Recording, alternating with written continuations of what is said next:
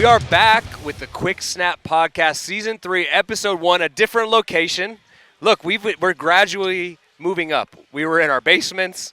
Now we had a studio last year. Now we're out of practice. I mean, how crazy is this? Did you ever think when you were out here doing this a few years ago that you'd be hosting your own show in the corner at training camp? No, and I'm a little worried. I'm just going to be like this the whole podcast, trying to watch it, but no. Did you? I mean, I could have never thought that. No, because, when you're playing, you're not thinking about what comes next, right? I think when you stop playing and we got into this, it was a natural flow. Obviously, we have a great relationship. We could talk football. But this is a proud moment for our little show to be here at camp. Yep. We interviewed Coach Vrabel before practice. He wanted to get it in just in case he was a little pissed off after practice. So had a good interview. But he's not. It's going to be a good practice. That's what I texted him. I was like, dude, it's going to be a great day. You get to go against someone else for the first time, joint practices. Man, it's exciting that football's back. It is, and it's kind of a weird feeling because I always felt like after July 4th, summer was over and it was time to go, and now it's kind of like, well, it's time to go for us a little bit, but it's still summer. I'm still going to enjoy the next few weeks before we really kick off here in the regular season. Yeah, and I think, look, this time last year, we didn't know what was in store for us as fans, as media members for this team. Obviously, there was a lot of excitement with Vrabes coming back, a guy who was a pillar of really the culture that you and I were brought into. And here he was bringing it and doing it his own way. And each week, there was something that they would do that I felt, excited about. The wins kind of started to stack up. Famously, we kind of called a Super Bowl run earlier than everybody else. I think that was me and producer Dan. It was. You guys were before me, but I got on track pretty early. And, look, it was an amazing season. It was a year of building the culture, setting the standard, going on this run. And now it's all about what you did last year doesn't really mean shit this year, right? You got to come back out. You have to reestablish yourself. They made some great moves in the offseason. And as we like to say, every time at this time of the year, everybody has hope. And what you put into it now and what you do in training camp really sets the foundation for the year you're going to have. Yeah, and I think we could talk a little bit because we've both done it, right? You and I can think, even to my rookie year, because we went to the AFC Championship and lost, to, year 2, 3, and 4, back-to-back Super Bowls and long seasons. It was almost all I knew early in my career. So it was normal to me. But for a lot of these guys, even some of the veterans, this was a whole new experience. Right. And you finish the Super Bowl, you take some time to decompress, and then you're like, oh my gosh, it's March 1st. Yeah. You go back to work in 5-6 weeks. It comes quick. And so I think this year for this team, whatever you want to say, expectations, the hangover from the Super Bowl, win or loss, I think there is a hangover. Hopefully, a lot of these guys now have tasted that, and that's fueled them, and they wanted to get back to work. I know that was the same for me even after winning. It was like, all right, you take some time, you enjoy it, and then like a week later, it's kind of over with. Right. It's like it's done. Like it's time to go. Like I got to do that again so I can experience what I just felt for this last 2 weeks. Yeah. And hopefully those guys have done that. They got some rest, repaired their bodies so they can make a push. I think, there's a lot of talk, right? Are they going to be as good? Are they going to be as bad? I love what they did all offseason, right? Way they built the team, obviously. To me, I think and I don't know how you feel about this, but I can remember watching tape on a team we're going to play in the week, right? And you're watching it, and you're like, man, they're slapping it around out there. And then Sunday at 1 o'clock or whenever it came, and you were like, whoa, that was not the team we saw on tape this week. And when you're a Super Bowl contender or been to the Super Bowl, every team is going to give you their best. You got to target. You're not sneaking up on anybody. No, you got to target on your back now, and that's where a lot of the leadership and culture, I think has got to shine through this year, and that drive. And I always worried about the whole "I got it" mentality. Sure. As a player, right? Like coach is getting on to you. I got it. That's the worst mentality you can have as a player. You got to have that hunger, that drive to, think about you're just starting over. Like you just said, last year does not matter. Yeah, and I think the big thing here is they have some really good pieces in place already, and now you bring in some other good veterans, right? You bring in a Kevin Byard. We all waited all spring long for A.J. Brown to get here. It was kind of like the tea leaves were on the wall. We all knew it was going to happen, and now he's here, and every day he's battling with Gonzalez, and iron sharpens iron there. You go out and you sign Elijah Vera Tucker. You get a Reggie Gilliam, who you and I both know how valuable a fullback is in this system. You sign a Draymond Jones. You draft well, right? Everyone's excited about the draft picks. Obviously, Lomu is going to have a chance to learn and be a swing guy. You draft Eli Raridan, who has been a hit this training camp, and I even going back, I remember doing the show with Phil Perry talking about him. I said, this is the one tight end I want for the Patriots. So they go out and get him. He's having rave reviews. They've made a lot of moves to improve the team, and so now this team is different from last year, right? It doesn't matter what you did. These guys have to come together. They got to put the work in OTAs, now in training camp, and really come together in this unique way of what the 2026 Patriots are going to be. Yeah, you talked a lot about new additions. You left one out that I was very excited about. And as a quarterback, that's a little disheartening. You didn't talk about the offensive line. You signed Vera Tucker. I talked about him. You said Vera Tucker? I did. Did he? Yes, I did. Thank you, Sarah. Don't listen to Danny. He's not even paying attention. He's out here fanboying out, okay? I said Vera Tucker. You did? Okay, yes. Sorry. So you signed Vera Tucker, right? You moved Wilson to center, which I think all along another Georgia center. Another Georgia center. It's written. It's already written. We're center U. There we go. It used to be RBU. Now it's center U. Ben Jones. Going back to Ben Jones. Ben Jones, me, kid last year or a couple years ago for the Bears, the Bills, and then now Jared. But I think that was the plan all along. And we signed Schweitzer last year. He retired in OTAs, and that obviously threw a big wrench in the plan.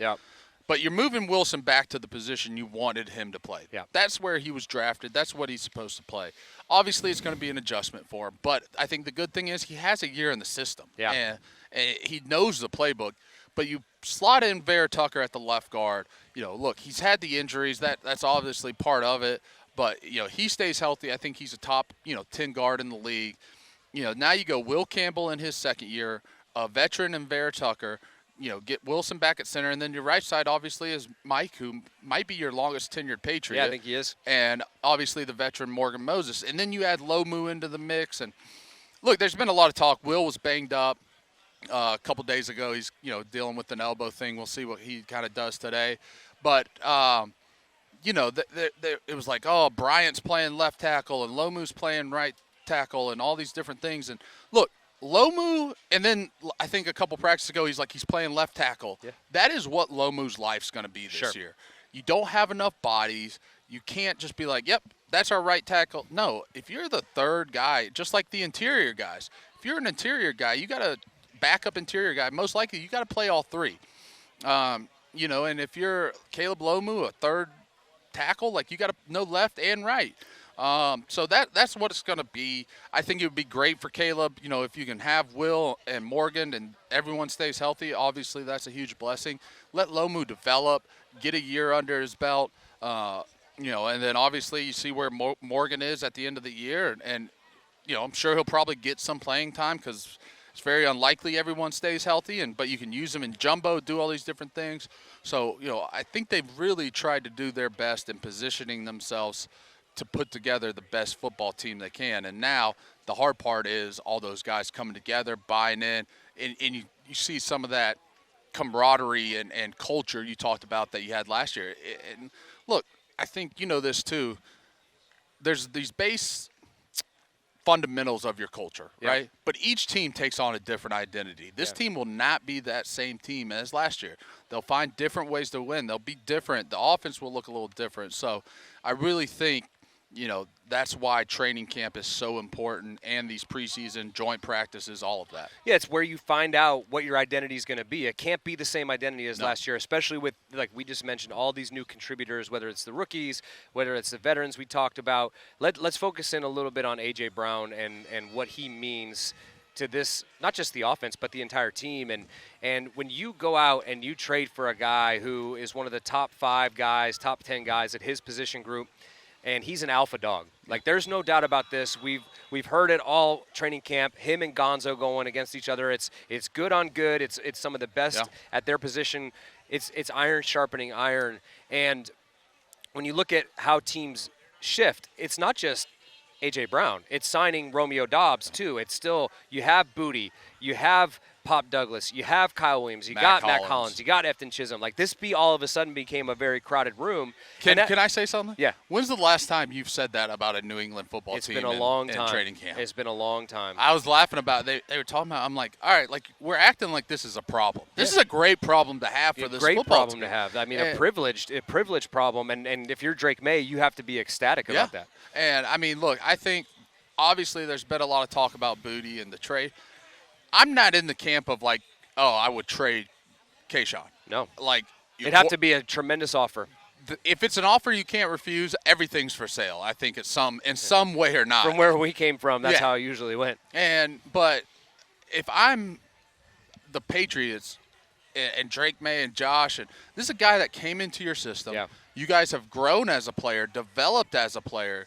Isn't that what you want? You want to keep 100%. Those guys. And obviously Drake and him have a great rapport. So he's someone I personally am like, that's someone I want to make this football team. Not make, but have on the football team. And to me, I was out here last week doing a youth football clinic, and I was out on the field, and I saw Kayshawn, and I went up to him. I said, hey, I love the way you're handling everything. You're coming out here, you're competing, you're not letting it become a distraction. And where he's grown, not just as a player, but I think as a teammate and as a person, just a few short years ago, we were talking about, is this guy even going to make the team? Yeah. And all of a sudden, by the end of the last year, he becomes your go-to big play guy. And I think, honestly, he will benefit from the additions of A.J. Brown and Romeo Doubs. I mean, we could see 11 personnel grouping where all three of them are on the field. And now you have size. You got different skill sets. You can move them around. You can pair them with the tight end, with the running back. So I think Josh McDaniels has got to be happy with trying to figure out, because that's the big thing at training camp. Okay, what skill guys do I have?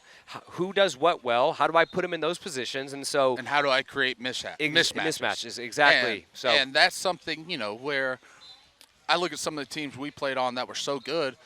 Yeah, you have Gronk, right, who is obviously a Hall of Famer, and you have the best quarterback. But it was like, all right, you want to take away Gronk? You want to take away James White? All right, Julian's going to have a field day. Right. All right, you want to take away Gronk and Julian? All right, here's James White. And I look at this team, right, and it's very different, obviously, in different skill sets. You talked about that. But it's like, all right, you want to take away A.J. Brown, and then you want to take away Hunter Henry? Well, you still have Ramondre. You have Henderson out of the backfield. Yep. You got Booty. You got Dobbs. You got Hunter Henry. Like, you got all these weapons. Yeah.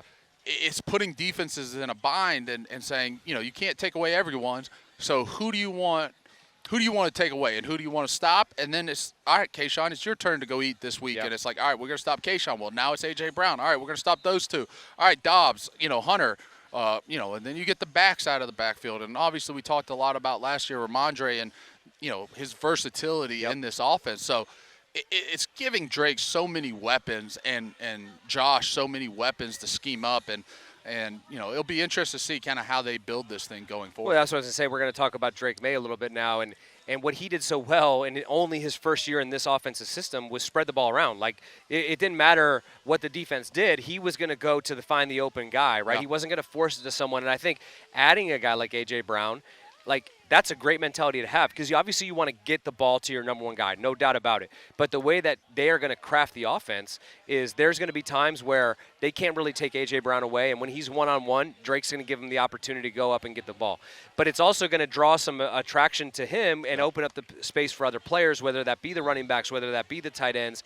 I think the biggest thing for me with Drake this year, and where we're going to see a big step in growth, is last year he really knew the what of the plays. He knew how to execute them. He knew all of that. I think this year we're going to see him have an understanding of the why. Yeah. He's going to be in there with Josh, and Josh is going to call a play. It took me several years to get comfortable with this in this system, but with all the experience that he had last year, with the players that he's had, this is the next step in growth, and that's going to be getting up to the line of scrimmage. The play call comes in.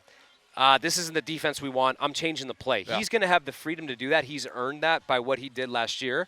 And I think you're going to see a Drake Maye who is just totally in control of what's going on in the field, much like what we saw our guy do for such a long time, and Tom, and never really putting the offense in a bad position. Yeah, it's not necessarily, changing the play to a home run play. Right.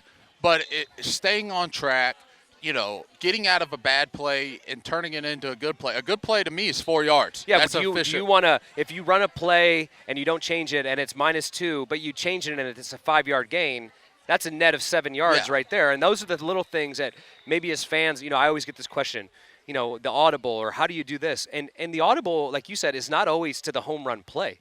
The audible is to get out of a bad play to get into a manageable situation on the next play. And so I think you're going to see a Drake Maye in total control with total autonomy out there, and the experiences that he learned from last year will really afford him to be able to be comfortable doing that. I'm also interested to see how defenses game plan for this offense. Sure. Is it going to be a lot of too high with this passing threat? If that's the case, that should open up the run game naturally. Exactly. And if you can really, you got to make teams pay in the run game if they're going to play you in too high, and I think for me that was always, if you can't run the ball versus too high, now you're just playing into the defense's hand. So that's going to be a big thing for me to look out for this year. Hopefully we'll see some of that today. Another thing personally I'd like to see the offense do a little bit is get back into some tempo. Yep. That's always been something we've worked on with Josh. We didn't see a lot of it last year, and it's not necessarily tempo of going as fast as you can go, but it's kind of, hey, you're playing a guy like they're playing the Colts today here, right? Yeah. They got DeForest Buckner, right? Yeah. All right, hey, we're going to get the first down. Buckner's out there, make him play 3-4 plays, and then now we're going to kick in, and we're going to trap him on the field. Yeah. Or vice versa, you get into a drive, Buckner gets off, now you trap the other guy out there. Yeah, exactly. And you can take your shot and do different things. So, there's a lot of weapons, and maybe it was because it was a new offense to people and things like that. But, I've heard people talk about they've done a little bit more of that in training camp. I've heard they've had great tempo going to the line of scrimmage. Yeah. And that's such a big thing. I was here for the blue-white scrimmage, and I was watching them, and they're at the line with 22 seconds, and we know that Josh can be in the quarterback's ear. That's right.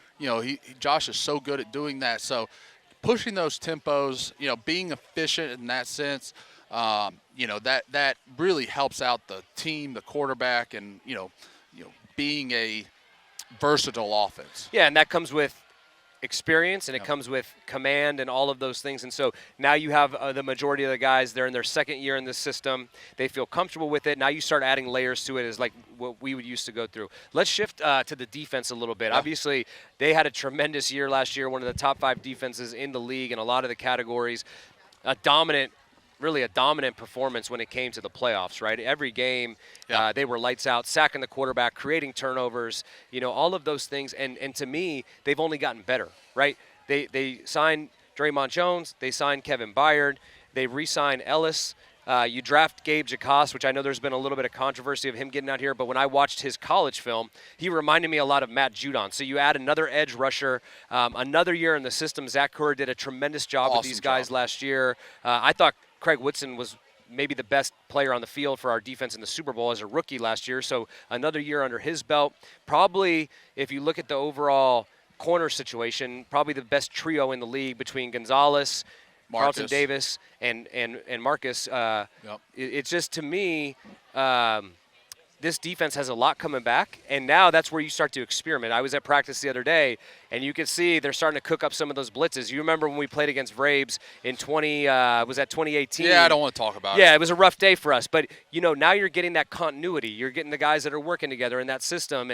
And when you have that, and you have a defense that's going to turn the ball over, going to get after the quarterback, that creates a lot of opportunities to win football games. Yeah, and I think, look, obviously last year with Coach Williams, he's here to be the DC. He has the health issue, and Zach has to step in, does a great job.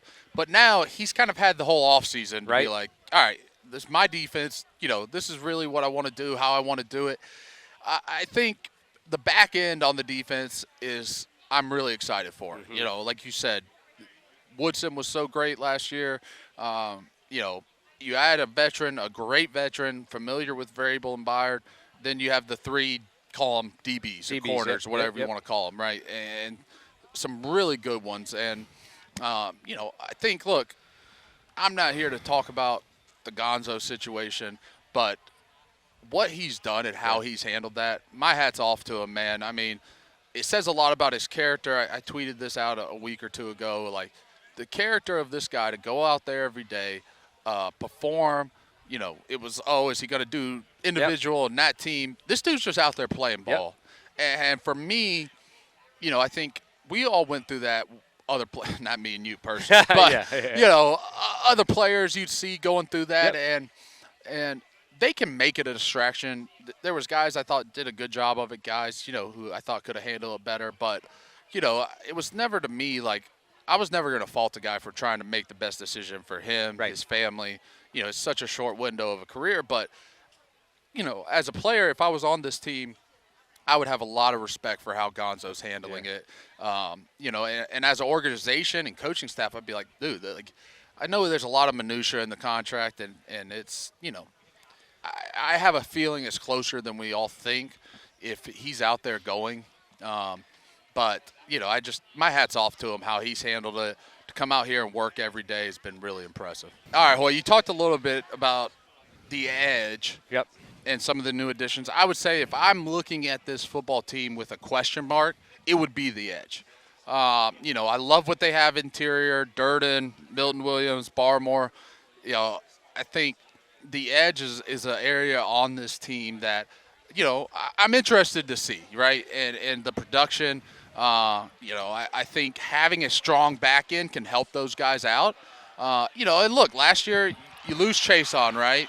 And, we're already going. A.J. Brown. We're going one-on-ones. Here we go. Starting fast. You know, but that would be one area of the defense I guess I'm a little interested to see. Pop. Good start, Pop Douglas. All right. All right, we got the refs out here today. I don't know. This is just a little anecdote from training camp. So we wouldn't, as the Patriots, have NFL reps until joint practices, right? These guys are going to call the game on Thursday. So they come out. It was always an interesting thing because there's always new rules. There's new things or points of emphasis, you might say. Like, hey, we're going to be really looking at offensive holding this year. But we would always break up, and the you know, umpire would come to the O-line room, talk about stuff. And Dante would sit there and just rip these umpires for about 15 minutes, and he'd be like, he'd have clips to show defensive linemen doing illegal things to us that didn't get called, and he'd be like, stand up if you've been fined. I got fined a lot every year, it seemed like, and so I'm standing up, and he's like, you're taking money out of that man's plate and putting it in the NFL, and like all this stuff, and I'd be like, Dante, could you stop yelling at him? Because now they're just going to be mad.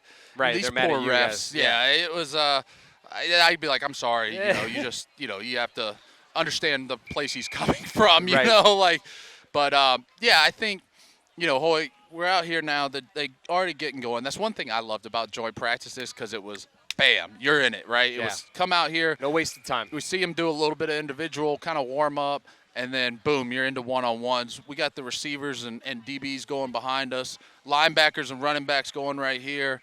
Pass protection. Let's talk a little bit about joint practices. For sure. You go ahead as a quarterback and the perspectives you used to get from I mean, I loved them because I got sick of going against our defense over and over and over again. Our defense was so tough with the multiple looks and how they would play and the blitzes, and so you finally get some fresh blood to go after. Now, I loved them because I knew I wasn't going to get touched. I was not one of these guys that was going to have to be physical with an opponent. But for me, it was the mental challenge, right? You don't really – look, you and I both know, you don't do a lot of game planning for this, right? You kind of have an idea of what they do. It's like, hey, they're going to run a 4-3 defense. Exactly. It's not like a full This is their, game plan. like, two main coverages. Yep. You know, they like to blitz these guys. It's like, all right, go out there and run the plays. Yeah, and the good thing for us, at least from my experience in joint practices, you and I both know in a preseason game it's very vanilla. Yep. Both teams are going to say, we're going to play our base plays, our base coverages. You come out here, you're going to get some stuff, and it's going to challenge you. And I think for a quarterback, you know, when you see the same defense day after day after day, it gets a little monotonous. So now you come out here, you have an idea of what they're going to do. You know what your plays are supposed to do against those coverages, and you're going to challenge yourself and say, how do we get better today? Can we do some of the things that we're trying to implement this year that we're not going to show in a preseason game against another NFL team in a competitive?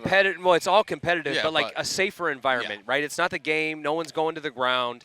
There's usually a little bit of a shoving match here or there, but we've always been a part of, I would say, generally, non-fighting joint practices. Yeah, I think, look, there's a time and place in football sometimes that is okay. And the pushing and shoving, the fighting, and you don't want to be dumb. You don't want to throw a punch and break your hand, and now you're out 6 weeks or whatever. But you also don't want to take anything from anybody. Well, that was your role. I didn't have to worry about that. Yeah, you weren't. if I saw you out there scrapping, I would have thought the world was ending. But, and coaches don't want to see it, but I think somewhere a coach knows down in his heart, like, all right, that was good for our football team, right? And so you see that some days. You don't want it to turn out where it's unproductive. Yeah. Where you can't even do the drills. Then you just wasted time. And especially now with training camp, you don't have the ability to waste time. It was a little different. Obviously, you had the 2 days. I didn't. But, we were – when I first came in the league, it was 2 days of shells, and then you were in full pads as much as you wanted. Yep. 3-hour practices, half line, 9-on-7. There was just a big difference in training camp now versus here. I always liked the joint practices, similar to what you said. You start to come together as a team, right?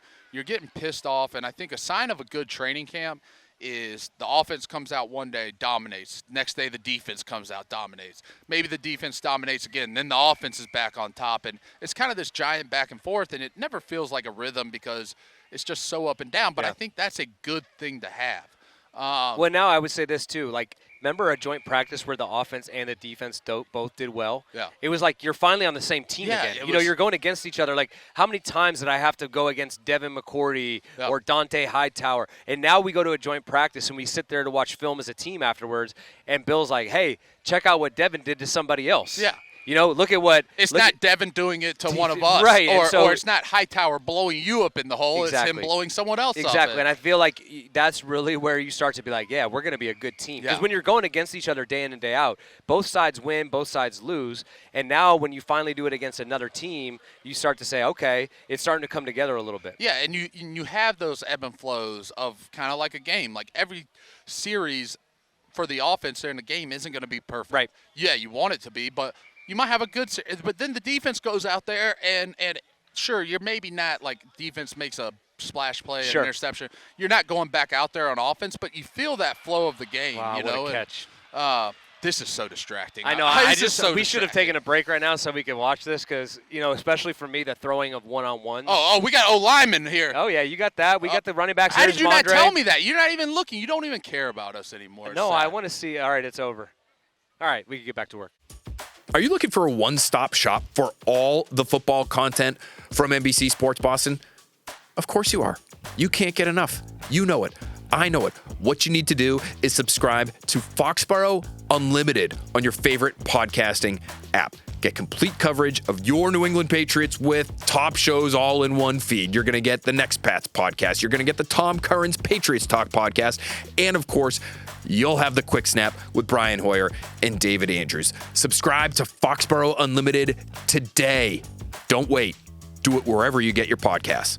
And if you're looking for complete NBC Sports Boston coverage, all of our New England teams, all on one feed, subscribe to the NBC Sports Boston Super Feed. You'll get all of our football pods, plus the best takes and discussions from both Early Edition and Boston Sports Tonight. All right, here with head coach Mike Vrabel. Mike, thanks for joining us. I know it's a busy time of the year, first day of joint practices. How's everything been going? Yeah, I think we're okay. You know what I mean? I think you always want a little bit more. You're not really sure what it is. And you guys played this game for so long that you understand it's every year is something, it's new. You have to start over with the fundamentals. You have to start over and you have to create your identity each and every year. It just doesn't happen by accident. It doesn't happen by talking about it or meeting. You have to commit to it. But isn't that what keeps you coming back, though? Isn't that what makes this game so great? Yeah, I think it does, and I think that I have to understand, what we need each and every day, and how I have to get the best out of us, and how I have to try to get us to prepare to win. We talk about training camp; it's trying to earn a role, build a team, and then prepare to win. And everybody's involved with that. The players and have a large responsibility to earn their role, and the coaches are here to help them. Come together as a football team, and then also I have to make sure we're doing the things that are going to prepare us to win. Yeah, I mean, last year was such an amazing season. Your first year as the head coach, a Super Bowl run, and for us players, we could see it each and every week. The culture was being built. So you just talk about everything changes from year to year. How do you take what you built last year, continue to grow that, bring in some new guys, some veteran guys, and try to implement this season while the expectations, at least on the outside, start to change? Sure, the expectations, that we have for ourselves and this football team are the same ones as last year. Yeah.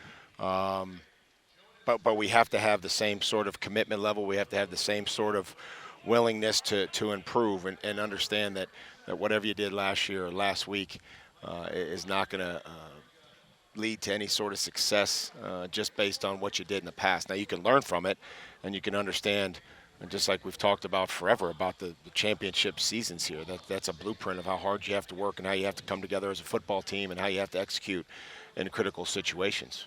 We're here out today with a joint practice.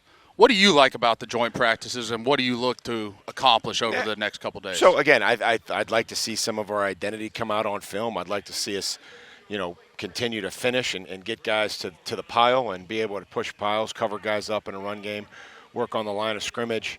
All the techniques that we've talked about, whether that be in block destruction defensively, playing with length and playing with body lean, how we come to balance in the open field and make tackles or tag off, that there's a rhythm to our practice, that there's a flow, and that we're not, that the operation is clean, that we're getting us into correct plays and giving us a chance to be successful. Defense trying to set edges, build walls, transition in the play-pass game, and not just run up the field and think that, we're going to try to get a sack on first and second down by running up the field.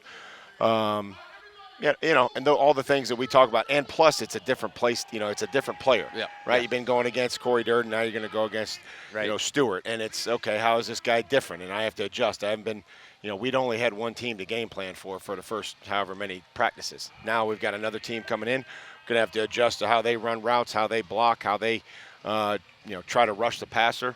So those are all great opportunities for us to try to adjust to that quickly. Well, one guy who's really expressed the excitement about this joint practice is A.J. Brown. He talked about it's time to go against somebody else, right? He's been battling with Gonzo out here. Obviously, A.J. played for you early in his career in Tennessee. He's even said, man, Braves was tough on me, but now he wants to come here and play for you. He said this place isn't heaven, but it's pretty darn close. What has he brought to this team in his short time? Well, there's a leadership, there's a veteran presence, and a production. And again, we have to continue to acclimate him and integrate him into our offense and how that fits. And we want a bunch of guys making a bunch of plays, and how we all fit that together is critical. And it's we just can't rely on one guy. Yeah. That's never worked in this game, and we have to be able to get everybody on the same page. The quarterback, the receivers, the timing, how critical the split-second decisions are. With pressure and where the quarterback needs you to be, and all these little intricacies that we continue to work on. Yeah. Last year, Will Campbell had a lot of responsibilities outside of the football part of it, right? I think I heard about this weather report he was doing and all these things. Well, now we got a new rookie offensive lineman, first rounder.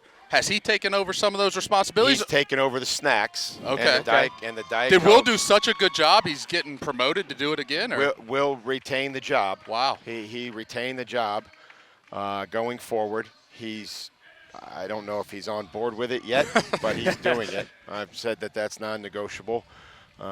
He really started to get into his rhythm at the last quarter of the season and into the playoffs. So he's going to continue to do the Friday update and the weekend update, and we'll let you guys know how that goes. Great. Have to find something else for Lomu, huh? Lomu will continue to bring the snacks in and there we go. And pay fines. Last thing, joint practice. We don't want to see any fights, right? It was a big thing when we were playing. You're not supposed to fight. If it happens today, are you in the mix, or what are we? I mean, I just don't want anybody throwing punches. You know what I mean? Like, we have to figure out where our sweet spot is as a player. Yeah. And if that's we want to be able to have, part of our identity is being able to get the last shove in, the last legal shove, right, and then get back in the huddle. And this is pro football. There's going to be some antagonizing moments that we have. We have to be able to not allow people to take us out of our sweet spot. And if I'm somebody that talks and chirps and I do my job well, great. Then that's where your sweet spot is. If you're somebody that gets out of your comfort zone and they're getting you out of your game, then that doesn't help you or doesn't help the team. So I just tell these guys to figure out where their sweet spot is, and we got to be ready for the next play. And you know, I don't anticipate anybody throwing punches out there. I want us to compete and be able to practice and block and defend without a bunch of outside distractions. That's what wins you football games. I would think so. If we can take advantage of bad football and, you know, force the other team into giving us free 15-yard penalties, we'll take it. That's the best. That's the easiest exploit. Well, we all, right? That's the easiest exploit you can get. That's right. Is getting somebody to give you a free penalty. That's right. Well, hey, we appreciate you stopping guys, by. We appreciate your support. You were kind of like the podcast hit maker. We don't have a bus here, but we're working our way up, so we appreciate making the second appearance. We'll do our best to get some more sound bites for you. Love it. As we go forward. But you guys do a heck of a job. I missed you this year in the blue-white scrimmage, the on-field. The announcing. I was up in the. I was doing radio the last scrimmage. Good. Yeah, it was but a good day. it was a good day. The guys have fun with it. We draft. So That's Tony awesome. Tony Dew's got his first victory. Do you have time? You got a little time? Yeah, I got time. Okay, That's why I came out here. I for you felt guys. I felt a little left out about. We were listening to your press conference, and Mac Hollins and Chisholm couldn't be separated. You know, Drake, Jared, that makes sense, right? And then you said that, and everyone laughed, and me and the guys on the Sports Hub were like, "What's the inside joke? What are we missing here?" There's like an invisible rope that goes along with them, and you know they formed a really cool, unique bond last year. You know, you see this guy that's 6'4" receiver, his Sino man hair, and no shoes, and then you see this kid that walks in from Washington State, and they look nothing alike, and they've created this bond, and they studied, and it's really cool how it's taken off. It's a great thing usually how about it this goes. game. Yeah. Thanks, Appreciate Mike. you guys. Thanks, appreciate you. Yep. Appreciate it, man. Good luck. Training camp practice just wrapped up. We got another special guest, a guy that David and I work with very closely for a long time. We had the pleasure of having you come in the studio last year, which was so cool.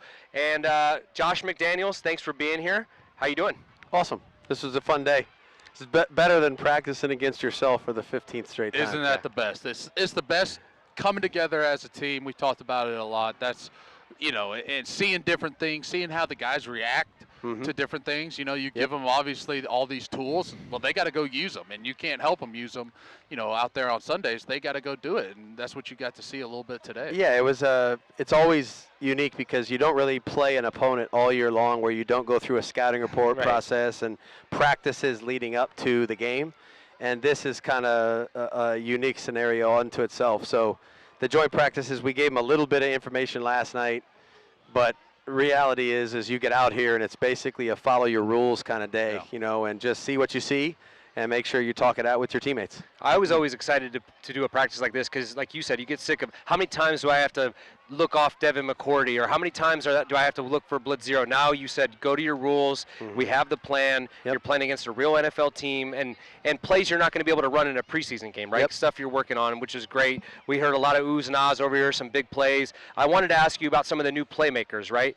Obviously, A.J. Brown, Romeo Dobbs, Eli Raridon, guys like that who have come in. What have you seen from them, and what is the challenge as a coordinator when you have some guys that you've worked with in the past and implementing them into your system? I think it's been a pretty simple process for us because the guys that we had here last year that understand the terminology and the system have been super welcoming to all those guys. Hunter with Eli, the receiver room we have is really amazing. A lot of veteran guys that understand that it's best for the team for them to give those guys some help. So the new guys have been really studying hard. It's different, as you guys know, when you go somewhere else and play. I mean, it's just a different world, and then you come here, and the terminology is unique mostly to us. And so those guys deserve a lot of credit for they worked hard in the spring, they worked hard in the summer, and they've come out, and really there's not a big delay right now. I mean, they pretty much caught up to the rest of them, and were able to operate the offense at full strength. Yeah, you know, watching practice a little bit today, you see some tempo, right? And that was such a big thing we used to do in our offense. You know, is that something you want to see these guys do more of, or how do you plan on, you know, factoring that Yeah, into this I offense? think you always want to have it and be able to do it when it's beneficial to you. And sometimes we decided that that's not for this week, and maybe it was be another week, or situational things that came up. But I think our quarterback now is in year 2.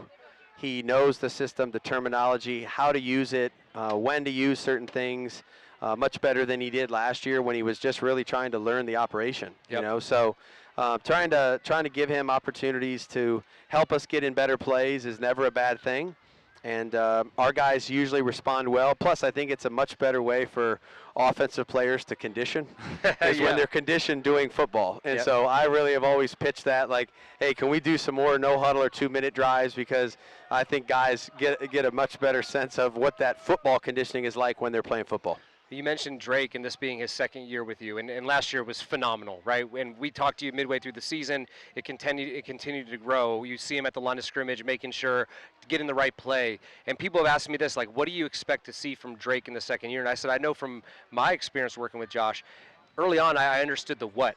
But once I got to the why, is that something that you guys have talked on this offseason, and with all the experiences he had playing last year, now he can go implement that? Yeah, and I think to me he has a thirst for that too, which is always helpful because, you know, he learned the foundation of the system last year. Now it's like, all right, can I go to the next level? Can I go to another level himself first and then try to take the offense there? So he's been a great student for 2 straight years. Really enjoy working with him. He's a sponge.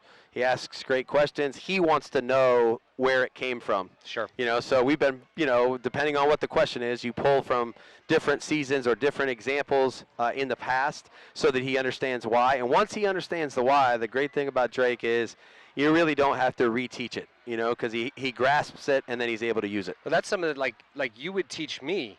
And I wasn't there for this game, neither was David, but we use it as an example a lot, the Super Bowl against the Seahawks. And anytime we were going against a team with a great pass rush, you would always reference that. Like, look, Tom understood the ball had to come out quick. And so to be able to pull from that library of experiences and to be able to show them, that's where you start to get to the actual understanding of, oh, I understand why this play became about, or this protection, whatever it might be. Yeah, there's a difference between knowledge and wisdom, and I had no idea what that was either when we were younger. And it's the wisdom only comes through experience. Sure. And so he gets to have an opportunity to share, you know, in some of the experiences that he's seen our teams have in the past because it's here, and then somebody that was a part of that can kind of help connect the dots for him. But he's a pleasure to coach, and he's doing a great job of leading our group, and we're just getting started. I say this every year. You got to earn the right, you know, to be whatever you're going to be at the end of the year, and we're working hard at it. Yeah. Got to ask about the offensive line. Obviously, we added Vera Tucker in the offseason, draft Lomu, you know, move Wilson back to center. Yep. Something about Georgia centers, you know. Can't stay away from it. Center you.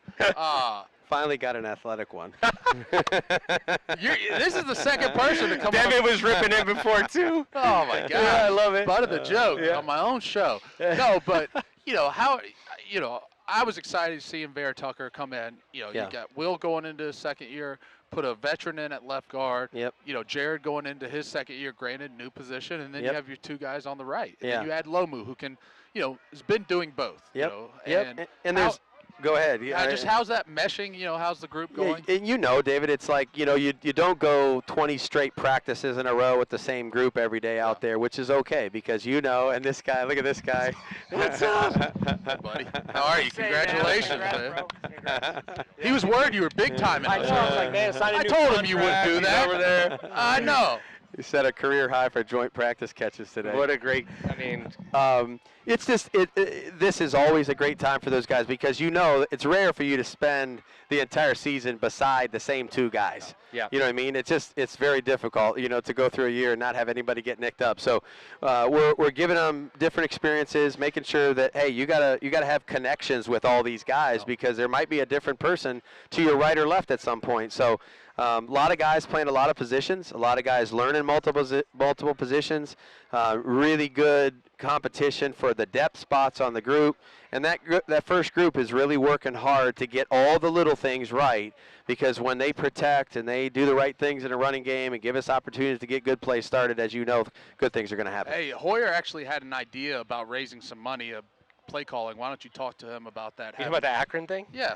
Go I ahead. mean, I don't know. Did you see this? University of Akron, they're auctioning off like the first drive. You can come in with the coordinator. So I mean, I got some extra change if you want me to come in for week one and maybe give some suggestions. I got enough people. Waylon will walk by. He has something he wants to do. No, I mean, they always want to call plays when we're up 3 or 4 touchdowns. Of course. I was going to tell you I have a newfound appreciation because I started my first stint as offensive coordinator for the freshman team at Zavarian, and I'm in a world of hurt right now. So trying to figure out how to run plays that they understand, that are simple enough. I have a newfound respect for everything you do. The Patriots are in great hands, and you know what I love? I love to see you having fun. Like the clip of you and Drake in Denver, and he's like, man, it's so dang hard. And I'm looking at you, and like you got a big smile on your face. And back in the day, you know, things might have been a little like you sharing those experiences with him. I think the Patriots fans should be very thankful that you're here in great hands. Can't wait to see the offense this year. I appreciate it, guys. It's always good to be on your show. This is where training camp, I mean, this is the best. You know, being here in New England, your family get to come out and watch practice and those kind of things. These are days that you don't forget.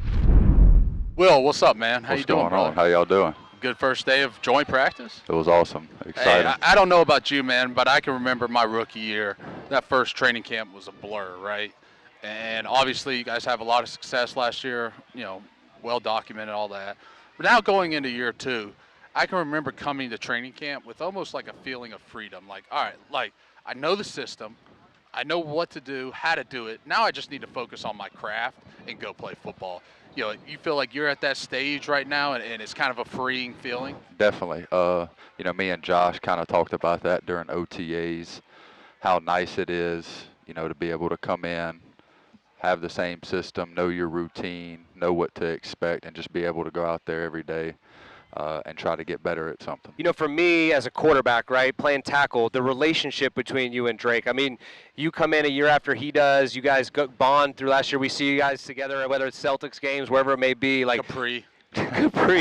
To me, it's such a special relationship, right? Because for us, we're dependent on you to block. You're dependent on him to move and get the ball out. And to have these two young cornerstone pieces together, growing together, what's that been like for you? Yeah, it's been awesome. It's been everything, you know, I hoped it would be. Yeah. You know, I expressed a lot of that feeling in the pre-draft process of wanting to be here, to grow with him, to play with him. It's been awesome. You know, him and his family and his wife have been super good to me. And, yeah, I've just really enjoyed not only playing with him, but getting to build the friendship with him as well. You've enjoyed those treats is what you really enjoyed. They're right? amazing. Rolls and everything else. You know, I know this summer you went out to Lane Johnson's place, I assume. Yes. Whatever it was, like some summit. You know, but Deion Dawkins was there, right? Yes. Lane, a bunch of older guys. What was that experience like, being around some of those guys and picking their brain? Yeah, it was really cool. It was me, Deion Dawkins, Tristan Wirfs, Lane Johnson, Creed Humphrey, and a few other guys. But, you know, it was just super cool to get around those guys with so much experience, so much knowledge, and really we just got after it. We trained, we pushed each other, we hung out. Just really enjoyed the fellowship and, you know, getting to hear some of the things that, you know, they've gone through in their career and things that they've been able to, you know, pass on to me that might help me with my game. It was super cool. I was lucky to be a part of that. And then offensive line-wise, right, you and Jared last year obviously played a lot of football together. Now we add in Vera Tucker, move Jared back to center. How's that been? Awesome. AVT's the man. He's a really talented player. I think he's proven that in this league. It's been really fun to, you know, get to play by him, get to know him and things like that. And for Jared, you know, it just looks a lot more natural. You can tell he's, you know, a lot more comfortable, and that's where he wants to be. So I think it's only going to help the team. Now, we have Vrabel on before practice, and David said, you know, he wanted to know, did Lomu take over some of your responsibilities? But he said you did that weekend update so well that you're going to go for a second year. I mean, what can you tell us about that? You were so great at that role. I mean, what did that entail? Basically, he's just saying that I'm funny. but nah, I mean, if I got to do it for a couple weeks, I'm going to find a way to pass it off. There you go. Yeah. We gotta get Lomo. He was like, oh, Lomo will be in charge of the snacks and he'll definitely get fined. We gotta get Lomo a real job here. I agree. I think it should be his job to do the news. But Vrabel told me there's a lot of stuff he'll budge on, but that's one he's not. So I'm gonna. Well, you have must to have just keep- done an amazing job. I mean, just keep going and look. Humor goes a long way. It becomes a long season. In this business, you need it. Yeah, and I had a guy who I came in with, and his name was Rich Orenberger. And our rookie class, we were terrible at rookie skits and all of that, and he would save us because he would just get up there and do basically the weekend report. And he honestly was one of the few people I ever saw Belichick laugh at. And Bill, I mean, we went to the Super Bowl in 2011, and Rich was on IR, and he brought him out just to do the weekend report out for Super Bowl week. So, hey, that goes a long way, man, because you got to have that camaraderie. You got to have those relationships. You know what I loved about you, though? You're humble. I remember the way when you were drafted, and you're like, I'm going to die for this team, I'm going to die for Drake Maye, and your nastiness. Like, where does that come from? Because sometimes tackles can be like finesse guys, right? We talked about this the other day.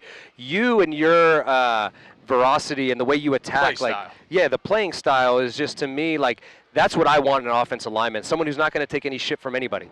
Yeah, I mean, I kind of think, that just comes with how you're raised and, the people that you're around as you grow in this game. And, that's how it was in my high school culture. That's how it was at LSU, and that's how it needs to be here. And just try to be, one of the guys that can set the tone for the team and for the unit is just something that I try to do. Did you hear Will Campbell's picking up some of Lane Kiffin's salary? Really? Yeah, breaking news. Wow. I mean, you got to pay the coach. That's I heard you got an NIL fund and everything. Do we have like a wager? Does LSU play Georgia this year? Or? Do we play each other? I mean, we know what would happen if we did. I mean, we whooped that, what. All right. Oh, my gosh. All right. This is ridiculous. You're just kind of taking. I have. Everyone that's come on the show has said they're coming something. after David. So come after me. It's ridiculous. You're now I wearing got a the shirt. Yeah, that's right. Young guy coming in. I love it. I love it. You got to take confidence. Will, we appreciate you. Go get your lift. Sit in the cold tub. Yeah, get in the cold tub. I heard the food's down. Oh, first of all, I heard the food.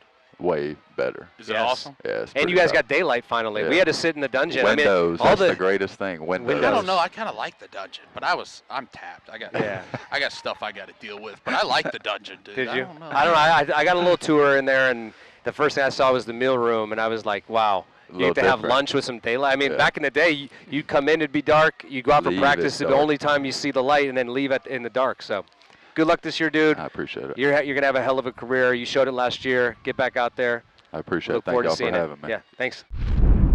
A little surprise visit from an old friend. First time appearance on the Quick Snap Pod. You may recognize him. We had his twin on before, but this is Devin McCourty. Thanks for being here. They know the difference. They know. I'm way better. Some people do not. They know who's way better, and they know I'm way better than Jason. Well, okay, if we're just going to go start comparing, then we have the two brothers leading primetime football here. Now we're going to be checking ratings. We're going to judge you between Sunday Night Football in America and Monday Night Countdown. He won't win that battle.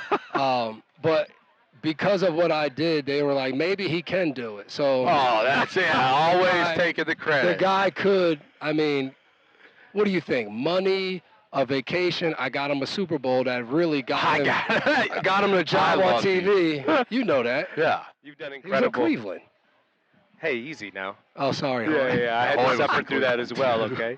Hey, thanks for stopping by. I know you're doing some stuff for during practice. You and I are going to be calling the game this Thursday night. You got to go back and forth because you got coaching duties, too. We were just talking about coaching youth football. What do you want to see? Obviously we know what a first preseason game looks like, right? What do you want to see from the Patriots coming off of a season last year where they really surprised a lot of people? Now the expectation level is high. And, we've been in that position before where when you don't win the Super Bowl, everyone wants every question answered in every preseason game. So how good is the pass rush going to be? Hey, is Drake Maye getting hurried? Is he getting hit? How good is the offensive line going to be?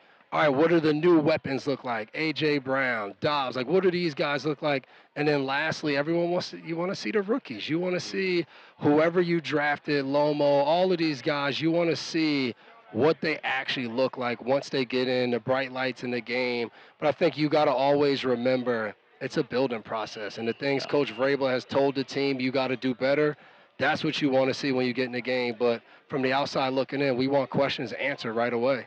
We were talking about the defense a little earlier, and I said, in my opinion, the secondary on this defense is kind of the bright spot, or whatever you want to say. Yeah. I mean, Gonzo is one of the best corners in the league. Carlton Davis, Marcus Jones.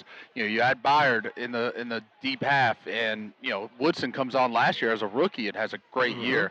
It reminds me of some of the secondaries you played on here. Just a lot of good experience, good players, guys that can do different things.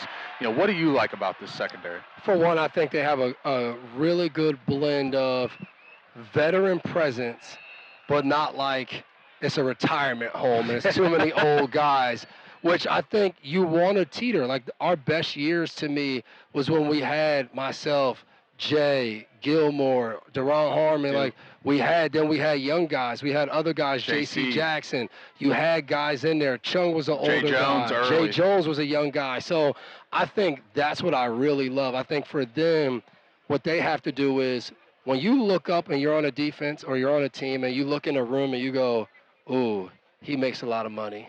He makes a lot of money. All right, well, the pressure's on. So from a leadership standpoint, communication standpoint, and play, you got to go and show why you're the high-paid group on the team and all of those things. And I think their defense will be built from the back forward. It might not be the best pass rush. You're going to have to get coverage sacks. You're going to have to do those things because that's how this team is built. And each team's different. Opener, they're going to be in Seattle. That team's got some pass rushers. They got some guys, and now they have a blend of some other guys who can cover as well, but they are built on we're getting to the quarterback where I think the Patriots, they do a good job covering, and they got to do that, and it's not always easy to do. One of the things that always impressed me, you just mentioned that secondary that you were with, was the communication, and like you guys almost could read each other's minds, and that was the continuity that was playing together for a long time. Like, how does that secondary you just talked about, obviously they're going to throw Byard in there, but he's a veteran, he's played in the system before. How did those guys all meld together where it's almost like you read each other's minds and you know where someone has to be? Like we kind of joked on J-Mac, but I think back to the play he made in the Super Bowl, coming all the way from the backside to bat it away from Cookie. Like, that was him knowing, okay, someone took something else. I got to get to the back. How do you develop that in the secondary? Right here. I think back to those secondaries. We didn't have a lot of guys that missed training camp. Yeah.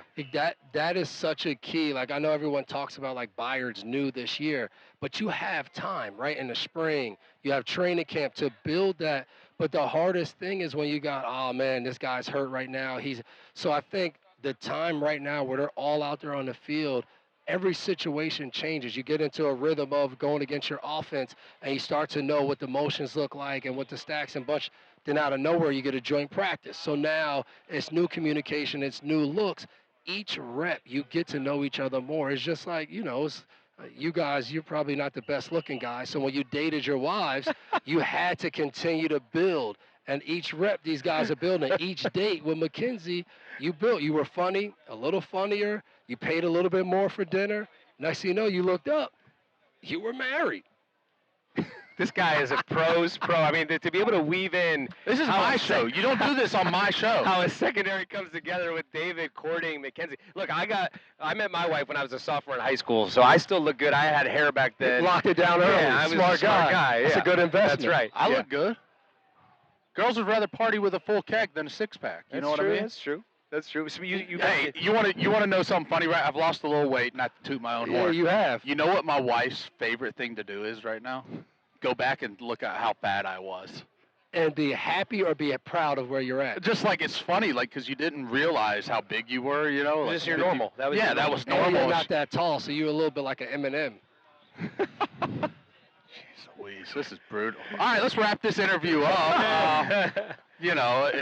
But what did you – I always love joint practices. Yeah. What did you like about them? You finally come together as a team. When we're out here today, they're out there joint practicing. What did you like about them? Exactly what you just said. It's the first time where as a whole team that you finally get to, like, if we're being honest, this joint practice is a lot quieter than, like, usual joint practices that I played in, even when I've now been done and I go back to, because whenever you guys took the field, even if we were going, if you got a break to look, I'll be like, yeah, Jules. Yeah. Like we love to now be able to cheer on, because for 2 weeks you would be, oh, I'm going against that guy. Yeah. I'm not cheering for him. So I love that atmosphere of finally getting to like get Sundays, a piece of Sunday where you're rooting for your teammates and you want them to win, and you're talking trash to the other DBs, especially when you knew a couple guys, because then you could get going, having fun.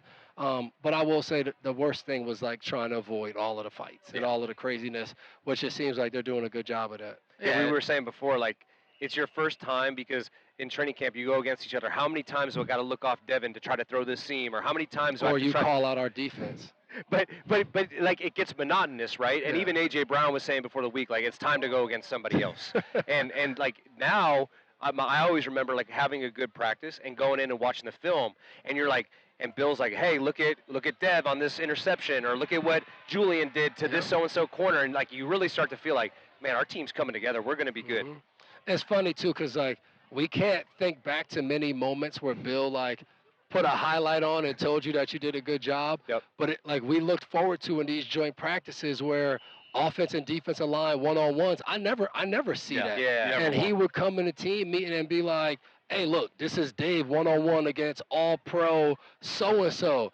And then you start to really build like, all right, Yep. not only am I cheering on my guys, like we got some We got dudes in something. here. It's like Yeah.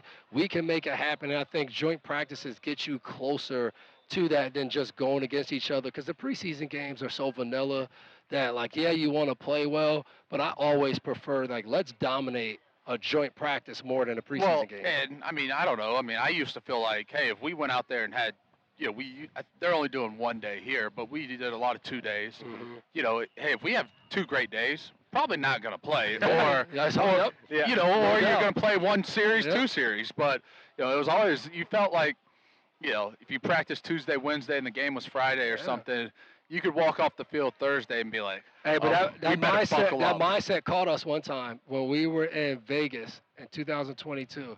We had a practice by ourselves, Yes. and then we had 2 days with them. No, we were out And there. I remember going out to eat with a bunch of guys, and I was like, we're not playing. There's no shot we're playing. We're having a good old time.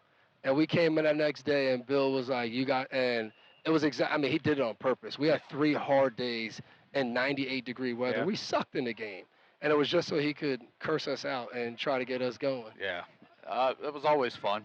Yeah. Those I were mean, always, even but to when me, he they caught were us off team guard. bonding moments too. Like you talk about going out to dinner, and I know they're here at home, but we had some of those joint practices where we went on the road. I remember Philly, and like we love our families, but like you didn't have to worry about going home and seeing like it was actually a time where the team really came together, and so you hope through obviously on the field, but also off the field as well. Well, and I always feel like, too, that last joint practice, we either did something as a team Yeah. or we, got the night off or whatever it may Mhm. be before the quote-unquote walkthrough the day before the game. So Yeah. that was a chance where you could, like, hey, there is no distractions. There's no got to go home and see my kids and my wife or any of that. It was just you get to be with the boys and be with the boys. But one thing wait, did you guys do Greenbrier before? Yeah. I didn't do. I did it with a different We team. did it but- Saints, Houston Saints, maybe something like that. That wasn't the bonding that I wanted. in training camp. I liked it. It was haunted. It was Yeah, great. he's from the South. Of course, he likes You it. liked going to the Greenbrier. Yeah, it was Have you different. walked into the rooms at the Greenbrier? Yeah, I stayed there 3 times. Bro, there's no It's way a you like unique that. place. It's a You know, very unique It's so place. funny because we were in Traverse City, Michigan for this summer for my daughter's horse show, and we went up to this place called the Grand Hotel. It's this old hotel on Mackinac Island, and I walked in and I said, they must have the same designer as the Greenbrier. It was all these crazy colors, the rooms, All the and sure floral. enough, I looked it up, and they're like, ChatGPT was like, what a good eye. It's the same designer from the Greenbrier. Really? I swear to God, yeah, same type of feel. You didn't like the Greenbrier? I hated going to the Greenbrier. I was young in my career. You were just happy. He was to just be happy to there. be I was there. trying to Yeah. make the team. Yeah. Yeah, I was young too, but I also knew what I didn't like, and that was brutal. Yeah. Played a lot of PlayStation. Yeah. at the You brought Greenbrier. your PlayStation? Yeah. We remember they had bowling. You could go to the gun range. You had all, and Bill was like, "You guys are not allowed to do anything." Anything. Did you like the history of it? I liked it. I'm kind of a history Are we guy. gonna do deep dive when we had the guy come and talk to us? I About the enjoyed bunker? that. I enjoyed that. You were too young to. You were too Yeah, naive. that dude told a horrible story. It was brutal. What I will say is, There was a restaurant called 50 East. The DBs, we spent a lot of time in that restaurant at the Greenbrier. You didn't invite me? It was DBs only, because like when you're at training camp, you gotta only bring the people that you know. What happens at 50 East stays at 50 East. I'm have to look that up now. Well, you're wet behind the ears. You can't just be bringing you. You would have went back in there. Hey, Bill, you know what we did yesterday? I was trying to stay as far as away from Bill. I thought I was getting cut every time. If I saw him, I was getting cut. Man, you were his best friend. He loved you. Yeah, because I was undrafted, I think. Well, hey, we appreciate you stopping by. Now we got the other half of the McCourty twins to make a visit. Invite me back, guys. We'll definitely invite you back. You're too busy. Invite me back. I'm doing the first game of the year. I'm going to be in Seattle. Invite me back. Wednesday night football. Wednesday night football. There we go. What do you think about that? I'm on the end of, I think the Patriots have gotten better. I think the Seahawks have gotten worse. I think there's a bad taste in them. I think they go out there and they win that game. Well, and it's one of those things that, like, it's a great test. Yeah. Right off the bat. I don't necessarily think they have to win. Yeah. But the game last year, the score didn't really tell the story. The way the game went watching that game. So I just think, like you said, like, you want to come out and punch them in the face. You want to come out and play better. And, like, we all know, like, that kind of kickstarts the beginning of the year. You don't want to put it all on that one game, but, like, that game is going to be big for them because they got a tough stretch. They got Jacksonville, they got Buffalo, and Pittsburgh in their first 4 games. Like, you got all 4 playoff teams to start your season. You want to try to make sure you don't start 1-3 or 0-4. You want to get some wins. Another surprise guest, Steve Gostkowski, longtime great kicker here for the New England Patriots. My old golfing buddy. We played together for a long time. And honestly, the lasting memory of you was kicking the game-winning field goal to seal it in Super Bowl 53. Going out there like it was nothing, like you always did. You're here today to sign some autographs, do some things. Thanks for stopping by. Appreciate it, man. It's good to be back. Good to see all the fans. Good to see the team out there.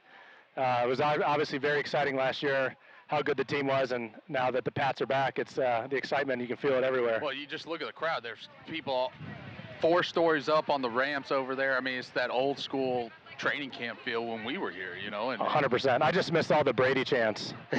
Brady. I watched Drake run out today. I don't know when you got here, and it was just like, I thought there would be more of a. You know, he needs like a 2-syllable name. I know. Drake. Something like that. Yeah, I think I agree with that. May, or is that 1 syllable? That's 1 syllable, Georgia. I mean, God. He's raising his kids in Tennessee. I don't want to hear. It's not much better. Yeah. Like that's a hub of. So how's everything been going? I know you're still doing some radio stuff. You're helping coach your son's high school football team. Yep. What else is going on? Man, just 4 kids. I got a 3-year-old. She's keeping me on my toes. Nice. Doing some radio stuff, doing investment stuff like that. Doing some high school coaching. Having all these little high schoolers talk back to me. It's a lot of fun. You know. You got to treat them like Bill. Well, take a lap. You try to, and then they just transfer and leave somewhere else. So you got to kind of be nice to them. We were like the last great generation. That's in high school they can transfer? Oh, yeah. They get like a one-time transfer thing. These kids, they don't play, they leave. But we got Dilfer as our coach, and he's building a good program. We got some good-looking kids on the team, and it should be a fun year. That's great. That's awesome. What was, I guess, the biggest enjoyment for you watching? Because I know we had a lot of fun last year watching this team. You know, what was it for you? I think all of us sharing some of the enjoyment watching them succeed. 100%. I think all of us, when you're done playing, you kind of don't want to watch it for a little bit because you think you should still be out there. Yeah. And then once I got over that, when both my boys started getting really into it and asking for Drake Maye jerseys and Christian Gonzalez jerseys, and the older they get, the less time they want to spend with Dad. So they would always want to get together and watch the game. And we actually got to go out to Santa Clara for the Super Bowl, which was a pretty special moment for me and the boys. And just having a team to root for, and they were so fun, new and exciting last year. And had that little downtrodden for a little while, and now that they're back and the excitement's back, it definitely feels just like it used to. And I can't wait to keep watching, and now I can fully enjoy it as a fan and not worry about not playing anymore. Well, it's kind of interesting, right? Because you played with Rabes, right? Yep. And what's so unique, at least from my perspective here in New England, is there's something that kind of transcends the generations, right? And now having Mike back, having such a great year, like it almost feels like it's a continuation of the teams that we were on. Now, David and I have played with some of these guys, or we know Josh coached us. You played with Vrabel, but there's almost this family bond that goes through. And watching them last year, it was like you said, it was exciting. My son wanted a Drake Maye jersey. Like, it really rejuvenated it. But speak a little bit about your experience of Vrabel, the player, when you were here. Yeah, so I also played for Vrabel at Tennessee That's the right. 1 year. That's So, right. Yeah. you know, as a player, I came in as a rookie, and he was so hard on me. He talked so much smack, and you know, you got to really earn your trust with Mike to be a guy that he can trust. I mean, he's the biggest, smartest, toughest guy in almost any room he walks into. Yeah. And I really looked up to him as a player. And then when I got to play for him my last year, he's an unbelievable coach, unbelievable communicator, gets all the guys to buy in. And when you get, you know, 53 guys on all different sides of the ball to buy in and create that environment. And it was during COVID too, which stunk for everybody. Sure. So I really enjoyed playing for Mike, and when he came here, I was very excited, and like especially to have him back in Patriot Nation where he belongs was really cool. Now let me ask you a kicking question. They were just doing field goal over here. Now that I'm playing golf, I find myself overanalyzing the wind. Welcome. The wind, and I was talking to I have a golf pro that I spend way too much time with. Shout out Jonah. Yeah, shout out Jonah at TPC. But I was talking to him. I was like, I got to stop like worrying about the wind. And I just watched the kick. Wind affected the kick. How much did that play in? What was your mindset when you were dealing with that?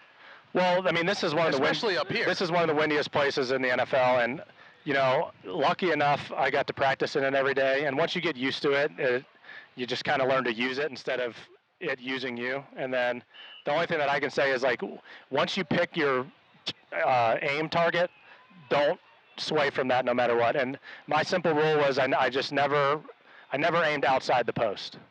So even if it didn't go online, I still had a chance to make it. But, you know, just depending on the day and the time, I think the biggest thing that can screw with your mind if it's like really windy and then you get out there and it stops kind of thing. But the best thing you can do is hit a good ball. A good ball goes through the wind. A good spiral goes through the wind better than a duck. A good golf shot where you don't have a ton of spin on it does better. So whatever your target line is, stick with it and be confident with it, and you just got to go after it. You had a lot of great kicks here in your career. One of my favorites was down in Mexico City. We even had a great video of that one. Was that the longest kick you ever made? That's the longest I ever got to attempt. Yeah. I was now looking back at it, I'm pissed that they didn't scoot it back. I mean, that ball was flying in Mexico. Yeah, you would have definitely had it. So that would have been nice. That trip. Oh yeah, you almost died that week. That was a tough week. Yeah, remember that? David had to the kidney thing. That stinks, hospital. Man. I'm glad you're here now. Thank you. Appreciate it. Give us a little analysis of Borregales. I mean, came in as a rookie, had some struggles early, but they stood by him, and it felt like by the end of the year he seemed really confident. He's a stud. I mean, it's tough coming in as a rookie, especially when the team turned into being so good. And you know, you just want to be consistent, and the only way you can really show your toughness as a specialist is to do it when it matters most and bounce back from after a bad game. I mean, and I think he did that, and he's a good-looking athlete. He has some good kicks. I mean, it's a tough place. It's probably tough coming from Miami to the cold and the wind, and he's done a great job, and I just expect him to get better and better each year. Well, Steve, we appreciate it, man. Yeah, thanks for Yeah, stopping that's by. good seeing you guys. Good to see you, yeah, brother. definitely. Wrapping up on training camp, talk a little bit about what training camp meant to you as a player. To me, it was just about getting better every single day. It was going to be a grind. It was meant to be a grind, especially for us under Bill Belichick. He had that old school mentality of when players would go away the whole offseason and they had to use us to get in shape. It obviously changed for us, but training camp was a time to get better. It was a pressurized time for me because you wanted to make sure you made the team. And ultimately, it was about the team coming together to become what they were for that particular year. Yeah, I mean, I think for me, it was always about opportunities and a fresh start. You know, as an undrafted guy, and I mean, obviously, you know this, like, your window for opportunities were going to be a lot less than the first, second, third, fourth rounder. Right. You know, whatever opportunity you got, you had to take advantage of it. And then, like I said, it was a fresh start. Whatever happened last year didn't matter. You guys were all starting at the same level, you know, and you had to work at it. You had to go back to it. It was a grind, you know. And look, I know training camp, you had 2-a-days. I know training camp, I never did, but it's changed. But I heard someone talking the other day, and he's like, I don't want to talk about how it's easy nowadays versus what I went through, but to these guys, it's probably hard. Yeah. And you know, a lot of these guys didn't do 2-a-days in college and things like that. So it's still hard. It's a hard game, and, you know, whatever happens, you know, it is where this thing is built from the ground up each year, and I think that's what makes this such a special game. Yeah, you're building your foundation. We obviously had a lot of great guests on here today, some that popped in, some that were scheduled. We saw a lot of great plays out here by the Patriots. It's going to be exciting to see them this Thursday night in that first preseason game, right? We don't know who's playing, but whoever is playing, it's going to be competitive. I think that's the one thing we even saw last year. I thought it stuck out for me 100%. from that first preseason game. Doesn't matter if the starters are playing or the last guy on the roster. Vrabel has this organization and this culture to a level where if you're out there and you got a Patriots helmet on, you're going to be playing There's your a tail standard. off. That's There's a a standard. standard. That's a standard. Yeah, well, it was an exciting day. It was awesome to be here. What a cool Phil Perry. I've never seen Phil Perry over here. But look at Sarah never fails. We got a show. We got treats. We got treats. We got the standard got? chocolate chip right here. You got the I got chocolate cookies and chocolate, cream. cookies and cream. Cheers. Oh wow. I missed this. We need to make this show year round. Well, these have gotten in like they're kind of like They're baked warming in up here. a little bit, yeah. I got the melty chocolate I know chips. people don't like this word, but All right. for baking, it's moist. It's very good. We're off to season 3. We'll see you next week. Check us out anywhere you find your podcast. NBC Sports Boston. We're off See to the you races. soon. See you soon.